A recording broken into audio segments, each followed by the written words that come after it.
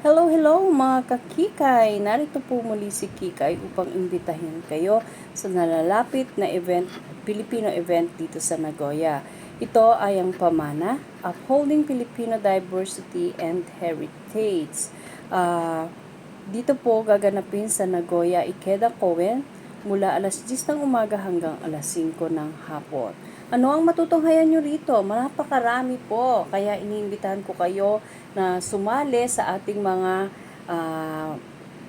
fun games. Meron din po kayo matutunghayan mga Pilipino food, products at ang kanilang traditional dances, performances. At meron din po kaming legal consultation sa araw na yon.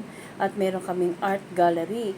Meron din pong ihahandog ang PSJ na isang Children Art Contest. Dito po ay merong dalawang edad na kategorya. Mula 4 na taon hanggang 6 na taong gulang, mula 7 taon at 12 taong gulang. Paano po sumali? Inyo pong isubmit ang inyong artwork sa amin upang ma-display ito sa araw ng event. Ang team po ay kahit anong team at kahit anong medium ang inyong gagamitin. Ang size po ay dapat A4 to A3 bond paper. Huwag niyo lang pong kakalimutan na lagyan ng inyong pangalan, edad, address at telephone number sa likod ng inyong artwork. Siguraduhin niyo rin po na lahat ng magiging participant sa artwork nito ay naroon sa araw ng aming event. Isubmit niyo po ang inyong artwork para ma-display po dun sa aming art gallery booth na siyang matutunghayan ng ating mga hurado. Ang mga magkakaroon po ng bawat isang winner sa isang categories at ang mapipili po sa araw na iyon ay magkakaroon po ng mga premyo.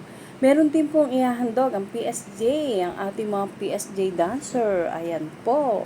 Huwag niyong kakalimutan hindi dumalo dahil napakaganda ng kanilang mga ipapakita sa inyo. Ayan, surprise, surprise. At meron din po kami isang surprise sa inyo. Ang aming mamang sorbetero, tayo sumayaw. Ay nako, doon na lang natin itutuloy yan. So, don't forget, September 17, anong araw yon? Linggo. At hinihintay namin ng bawat isa. So, bayis!